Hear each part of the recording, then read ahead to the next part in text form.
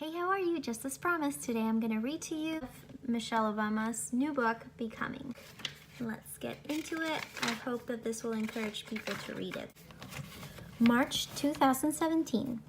When I was a kid, my aspirations were simple. I wanted a dog. I wanted a house that had stairs in it, 2 floors for one family. I wanted, for some reason, a 4-door station wagon instead of the 2-door Buick that was my father's pride and joy.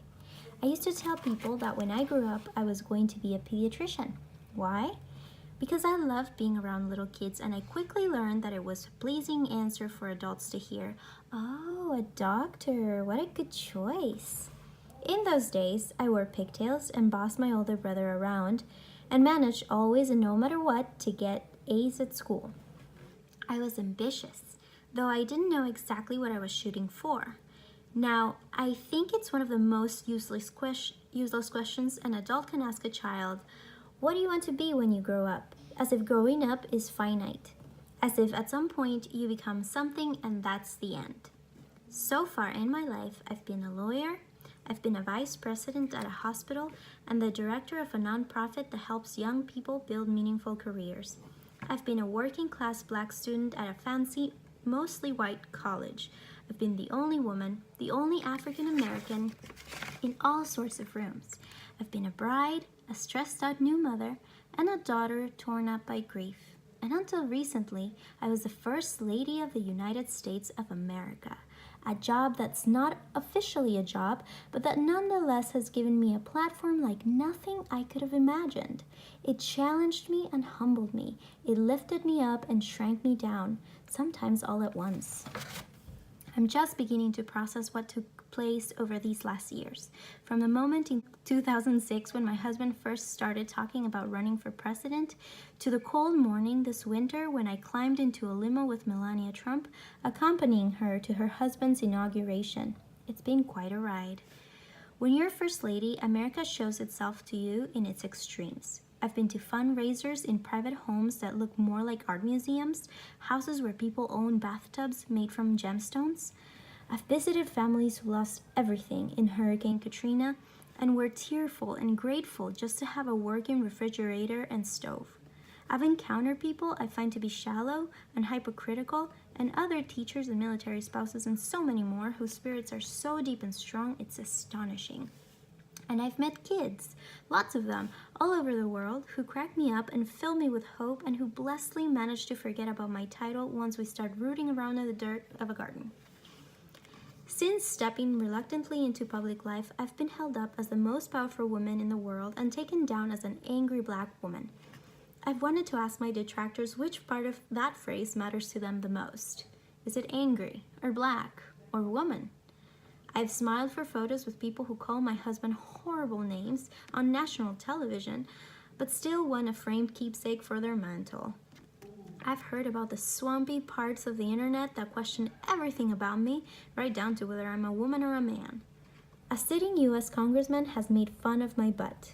I've been hurt, I've been furious, but mostly I've tried to laugh this stuff off.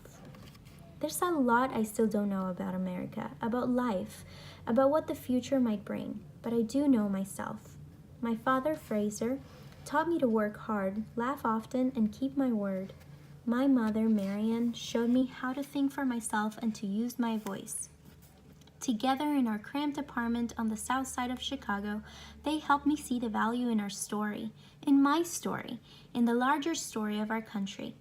Even when it's not pretty or perfect, even when it's more real than you want it to be. Your story is what you have, what you will always have. It is something to own. For 8 years, I lived in the White House, a place with more stairs than I can count, plus elevators, a bowling alley, and an in-house florist. I slept in a bed that was made up with Italian linens. Our meals were cooked by a team of world-class chefs and delivered by professionals more highly trained than those at any 5-star restaurant or hotel. Secret Service agents with their earpieces and guns and deliberately flat expressions stood outside our doors, doing their best to stay out of our family's private life. We got used to it eventually, sort of. The strange grandeur of our new home and also the constant quiet presence of others. The White House is where our two girls played ball in the hallways and climbed trees on the south lawn. It's where Barack sat up late at night poring over briefings and drafts of speeches in the treaty room, and where Sunny, one of our dogs, sometimes pooped on the rug. I could stand on the Truman balcony and watch the tourists posting with their selfie sticks and peering through the iron fence trying to guess at what went on inside. There were days when I felt suffocated by the fact that our windows had to be kept shut for security, that I couldn't get some fresh air without causing a fuss. There were other times when I'd be awestruck by the white magnolias blooming outside, the everyday bustle of government business, the majesty of a military welcome. There were days, weeks, and months when I hated politics, and there were moments when the beauty of this country and its people so overwhelmed me that I couldn't speak. Then it was over. Even if you see it coming, even as your final weeks are filled with emotional goodbyes, the day itself is still a blur. A hand goes in a Bible, an oath gets repeated, one president's furniture gets carried out while another comes in, closets are emptied and refilled in the span of a few hours. Just like that, there are new heads on new pillows, new temperaments, new dreams. And when it ends, when you walk out the door that last time from the world's most famous address, you're left in many ways to find yourself again. So let me start here with a small thing that happened not long ago. I was at home in the red brick house that my family recently moved into. Our new house sits about 2 miles from our old house on a quiet neighborhood street. We're still settling in. In the family room, our furniture is arranged the same way it was in the White House. We've got mementos around the house that remind us it was all real. Photos of our family time at Camp David, handmade pots given to me by Native American students, a book signed by Nelson Mandela. What was strange about this night was that everyone was gone. Barack was traveling, Sasha was out with friends, Malia's been living and working in New York, finishing out her gap year before college. It was just me, our 2 dogs, and a silent, empty house like I haven't known in 8 years. And I was hungry. I walked down the stairs from our bedroom with the dogs following on my heels. In the kitchen, I opened the fridge. I found a loaf of bread, took out 2 pieces, and laid them in the toaster oven. I opened a cabinet and got out a plate. I know it's a weird thing to say, but to take a plate from a shelf in the kitchen without anyone first insisting that they get it for me, to stand by myself watching bread turn brown in the toaster, feels as close to a return to my old life as I've come. Or maybe it's my new life, just beginning to announce itself. In the end, I didn't just make toast, I made cheese toast, moving my slices of bread to the microwave and melting a fat mess of gooey cheddar between them. Then I carried my plate outside to the backyard. I didn't have to tell anyone I was going, I just went. I was in bare feet, wearing a pair of shorts. The chill of winter had finally lifted. The crocuses were just starting to push up through the beds along our back wall. The air smelled like spring. I sat on the steps of our veranda, feeling the warmth of the day's sun still caught in the slate beneath my feet.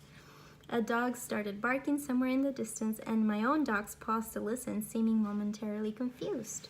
It occurred to me that it was as jarring a sound for them, even though we didn't have neighbors, let alone neighbor dogs, at the White House.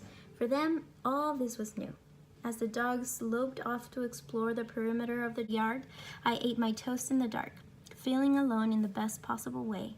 My mind wasn't on the group of guards with guns sitting less than 100 yards away at the custom-built command post inside our garage, or the fact that I still can't walk down a street without a security detail.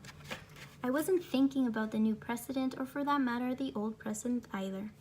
I was thinking instead about how in a few minutes I would go back inside my house, wash my plate in the sink, and head up to bed, maybe opening a window so I could feel the spring air. How glorious that would be. I was thinking too that the stillness was affording me a first real opportunity to reflect. As First Lady, I'd get to the end of a busy week and need to be reminded of how it had started. But time is beginning to feel different. My girls who arrived at the White House with their Polly Pockets, a blanket named Blanky, and a stuffed tiger named Tiger are now teenagers, young women with plans and voices of their own. My husband is making his own adjustments to life after the White House, catching his own breath. And here I am, in this new place with a lot I want to say. The end. Hope you enjoyed it. I hope you go and find the book if you're interested. I will be certainly posting quotes on my Instagram about this and maybe sharing little thoughts here and there. All right, see you soon. Bye-bye.